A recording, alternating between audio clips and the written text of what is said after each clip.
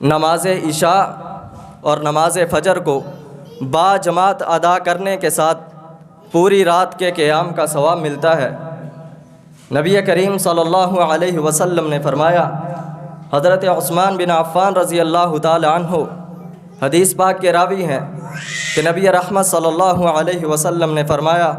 من صلی العشاء فی جماعت، فرمایا کہ وہ شخص جو نماز عشاء کو با جماعت ادا کرتا ہے،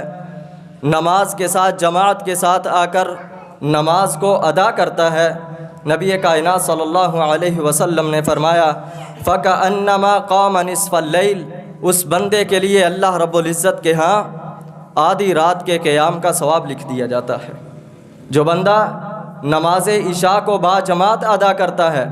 جماعت کے ساتھ آ کر نماز کو ادا کرتا ہے، نبی کریم صلی اللہ علیہ وسلم نے فرمایا کہ اس بندے کے نامہ اعمال میں آدھی رات کے قیام کا ثواب لکھا جاتا ہے۔ اور آگے نبی رحمت صلی اللہ علیہ وسلم نے فرمایا، وَمَنْ صَلَّى الصُّبْحَ فِي جَمَاعَةٍ، اور جو بندہ نماز عشاء کے ساتھ ساتھ نماز عشاء کو ادا کیا، با جماعت ادا کیا، اس کے نامہ اعمال میں اللہ رب العزت آدھی رات کے قیام کا ثواب لکھتے ہیں۔ صبح دم پھر اٹھا، نماز فجر کو با جماعت ادا کیا، نبی کائنات صلی اللہ علیہ وسلم نے فرمایا، فَكَأَنَّمَا صَلَّى اللَّيْلَ كُلَّهُ، اللہ رب العزت اس بندے کے نامہ اعمال میں پوری رات کے قیام کا ثواب لکھ دیتے ہیں، جو بندہ نماز عشاء کے ساتھ ساتھ نماز فجر کو بھی با جماعت ادا کرتا ہے۔ اب دیکھیں کہ ذرا تصور میں جا کر دیکھیں کہ اللہ رب العزت کی عطا وہ محدود نہیں ہے، وہ رب کائنات کی عطا جو ہے وہ لامحدود ہے۔ اللہ رب العزت کی عطا وہ بے مثال ہے، اس کی کوئی مثل نہیں ہے۔ اللہ رب العزت کی عطا وہ لا ریب ہے، اس کے اندر کوئی بھی عیب نہیں ہے، اس کے اندر کوئی عیب نہیں ہے، کوئی نقص نہیں ہے اس کے اندر۔ اور اللہ رب العزت کی عطا لامحدود ہے، اس کی کوئی حد نہیں ہے۔ ہم سوچ سکتے ہیں کہ ایک رات جو ہے کتنی ہو سکتی ہے، 6-7 گھنٹوں کی رات ہوتی ہے۔ ایک قاری قرآن اور حافظ قرآن کو کہا جائے کہ ایک جگہ پہ کھڑے ہو کر 7-8 گھنٹے تو نے قرآن کی تلاوت کرنی ہے، قیام کرنا ہے، تو آپ تصور کریں وہ حافظ قرآن، وہ قاری قرآن 7-8 گھنٹوں میں قرآن کی تلاوت کتنی کر لے گا، کتنا قرآن پڑھ جائے گا وہ۔ اور اس کے مقابلے میں جو عام آدمی ہے، جو حافظ قرآن نہیں ہے، جس نے قرآن کو حفظ نہیں کیا، وہ کم سے کم زیادہ نہیں تو اس سے آدھا قرآن تو تلاوت کر ہی لے گا نا۔ آپ تصور کریں، لیکن یہ ہماری سوچ ہے، یہ ہماری عقل ہے، محدود سوچ ہے ہماری کہ اس کے مطابق یہ قیام اللیل ہے، اس کے مطابق اللہ رب العزت ہمیں اجر عطا کریں گے، لیکن اللہ رب العزت کے ہاں اس عطا کی کوئی حد نہیں ہے۔ اللہ رب العزت لامحدود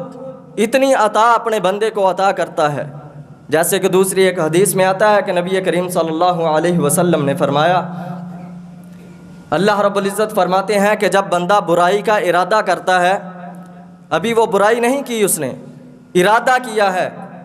تو اللہ رب العزت کہتے ہیں کہ اس کا گناہ لکھنا نہیں ہے جب تک یہ اس کو سرزد نہ کر دے، جب تک یہ کام کر نہ لے۔ اور جب نبی کریم صلی اللہ علیہ وسلم نے فرمایا کہ وہ بندہ گناہ کو کر لیتا ہے، پھر اس کے نامہ اعمال میں صرف اتنے گناہ ہی لکھا جاتا ہے جتنا وہ گناہ ہوتا ہے، اسی کے مطابق اس کی سزا لکھی جاتی ہے، زیادہ نہیں لکھا جاتا۔ اور آپ نے فرمایا کہ جب بندہ نیک عمل کرنے کی نیت کرتا ہے، ارادہ کرتا ہے کہ میں نے یہ فلاں کام کرنا ہے، نیک عمل کرنا ہے، تو اللہ رب العزت فرشتوں کو حکم دیتے ہیں کہ اس کی نیک نیتی کی وجہ سے کہ اس نے یہ نیک کام کرنا ہے، اس نے ارادہ کیا ہے، ابھی کام کیا نہیں ہے، لیکن اس کے ارادے کا، نیک ارادے کا ثواب بھی لکھ دو۔ اور جب وہ بندہ کام کر لیتا ہے، پھر اس بندے کے نامہ اعمال میں اس نیک اعمال کرنے کی وجہ سے وہ نیک عمل کا کام، اس کا اجر وہ بھی لکھ دیا جاتا ہے۔ تو آپ اس سے اندازہ لگائیے کہ اللہ رب العزت اپنے بندوں کے اوپر کتنے مہربان ہیں، کہ اللہ رب العزت بے شمار، بے حد و حساب، اس کا کوئی حساب ہم نہیں لگا سکتے کہ اللہ رب العزت اتنا ہمیں اجر و ثواب سے نوازتے ہیں۔ جو بندہ نماز عشاء کو اور نماز فجر کو با جماعت ادا کرتا ہے، اللہ رب العزت اس بندے کے نامہ اعمال کے اندر ایک رات کے قیام کا ثواب لکھتے ہیں۔ کہ یہ اس بندے نے پوری رات کھڑے ہو کر اللہ کے حضور اس نے قیام کیا ہے، عبادت کی ہے، اللہ کو اس نے یاد کیا ہے، اللہ کا اس نے ذکر کیا ہے، قرآن کی اس نے تلاوت کی ہے، اس کے نامہ اعمال کے اندر پوری رات کے قیام کا ثواب لکھ دیا جائے۔